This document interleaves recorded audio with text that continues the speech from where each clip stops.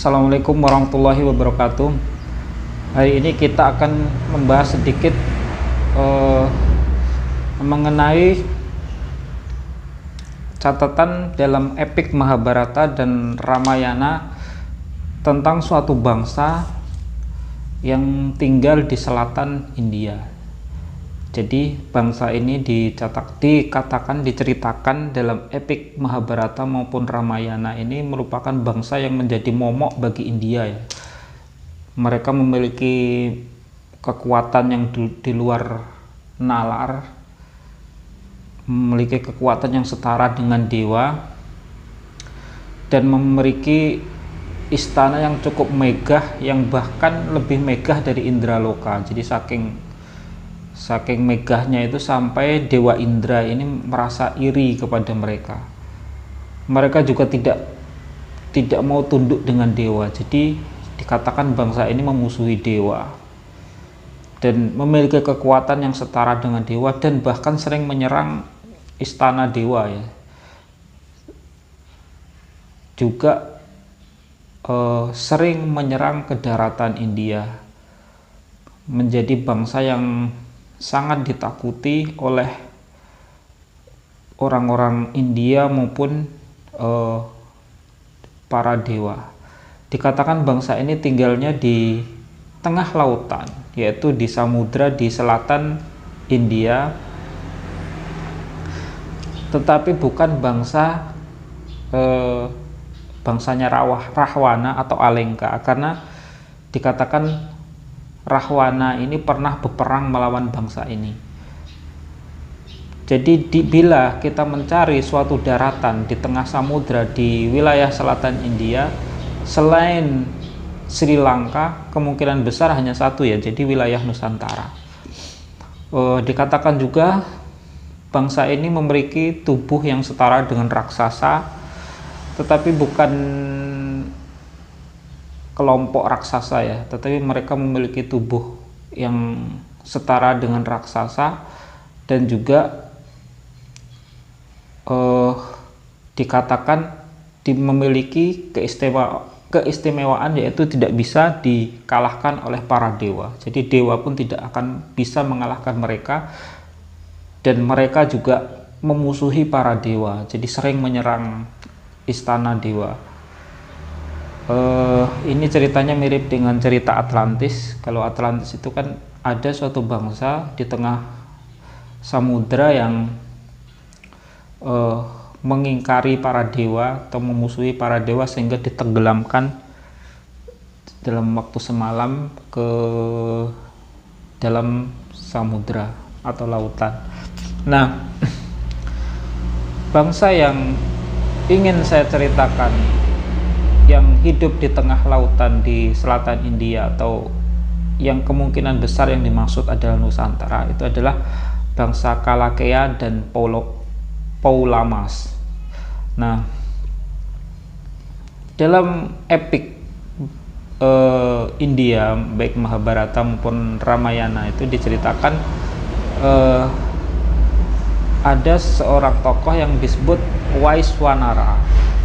Ungkapan wa dalam Waiswanara ini kemungkinan pengungkapan dari kalimat ba ya, dari ungkapan ba menjadi wa. Seperti ini biasa dalam ungkapan India, atau kalau orang Madura itu biasanya menyebut sawah itu menjadi sabah. Yang ini nanti kita bahas sendiri kenapa Pulau Jawa itu juga memiliki nama lain, yaitu Sabah. Nah, Ba ini negerinya, Waiswanara itu kemungkinan juga dari kata Baiswanara. Wanara ini kalau dalam cerita-cerita India itu biasanya identik dengan manusia kera ya, manusia berekor atau manusia kera. Jadi Waiswanara ini menurunkan Kalakeya dan Poloma yang dinikahi oleh Resi Marici. dan memiliki 60.000 keturunan dan dianugerahi keturunannya untuk tidak dapat dikalahkan oleh para dewa, tidak dapat dibunuh oleh para dewa, yang nanti yang bisa mengalahkan itu Arjuna ya. Jadi diceritakan nanti Arjuna mengarungi samudra untuk datang ke tempat mereka ya, mengarungi samudra yang ombaknya setinggi gunung dalam cerita Mahabharata itu, dan melihat di situ seperti buaya, seperti perahu-perahu yang dipenuhi mutiara dan lain sebagainya. Dan ketika dia mencapai negeri Kalakea tadi, bangsa Kalakea dan Poloma tadi, dikatakan dia sangat takjub dengan negerinya, karena negeri ini dipenuhi dengan burung-burung surgawi yang indah-indah, pohon-pohon yang penuh mutiara, dan bangunan-bangunan yang dipenuhi dengan mutiara yang sangat megah, yang tidak pernah dilihat sebelumnya, yang kemungkinan yang dalam cerita lainnya dikatakan lebih megah dari istananya para dewa ya, Indraloka. Dan di situ dihuni oleh bangsa yang hidup dengan damai, dengan tentram, yaitu bangsa Kalakea dan Poloma tadi. Tetapi Arjuna terpaksa memerangi bangsa ini dikarenakan bangsa ini memerangi para dewa, atau tidak mau tunduk dengan para dewa sih, atau memusuhi Indra ya, dewa Indra. Dan dalam perang tersebut Arjuna dibekali dengan berbagai persenjataan, dengan keahliannya menggunakan senjata, dengan panah-panahnya yang dikatakan kalau dibayangkan saat ini mungkin sejenis seperti rudal ya, bisa menghancurkan berapa orang sekaligus dan sebagainya. Dan orang-orang Kalakea ini mengendarai kereta-kereta yang berputar-putar. Begitu dahsyatnya peperangan tersebut yang akhirnya dimenangkan oleh Arjuna. Nah,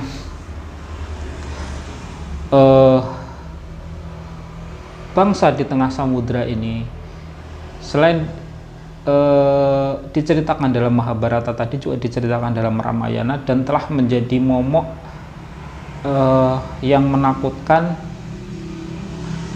secara turun-temurun bagi orang-orang India. Dan dari bangsa ini juga nanti muncul tokoh yaitu Baruna. Ba ini kemungkinan negeri Ba ya maksudnya. Runa ini kalau istilah Rana itu ningrat atau rajam artinya, atau kalau dikatakan dari kata arung jadi runa maka itu lautan ya. Baruna ini kemungkinan secara bahasa bisa diartikan Raja Ba atau Raja Lautan. Nah, Baruna ini sebenarnya bukan dari golongan dewa, tetapi dia diangkat menjadi dewa dan menguasai lautan. Digambarkan sosoknya mengendarai binatang yang sejenis komodo dan biasanya kalau di lukisannya itu berkulit putih ya, dan mengendarai binatang sejenis komodo.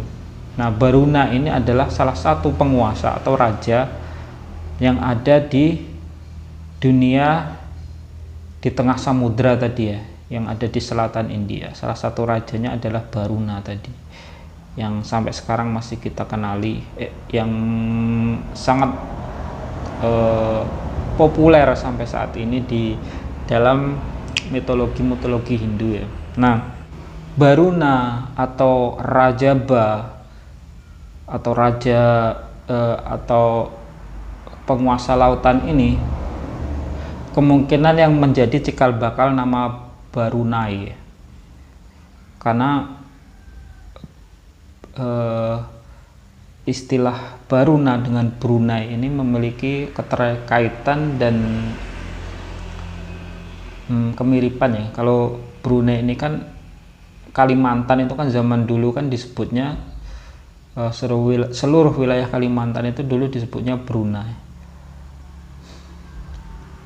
Mungkin ini saja pembahasan kita kali ini tentang bangsa yang besar dalam epik epik atau mitologi Hindu yang tinggal di selatan India, tetapi bukan Sri Lanka ya. Jadi di tengah samudra di selatan India yang memiliki kekuatan Asura. Jadi mereka ini digolongkan bangsa Asura yang sangat kuat, seperti memiliki kekuatan seperti dewa dan dianugerahi kekuatan sehingga tidak bisa dikalahkan oleh dewa, dan memiliki istana yang megah, bangunan-bangunan yang megah yang melebihi dari istana para dewa. Dan bila melihat daratan di tengah lautan di selatan India itu selain Sri Lanka ya cuma Nusantara ya. Jadi mungkin ini bisa menambah wawasan kita ya. Wassalamualaikum warahmatullahi wabarakatuh.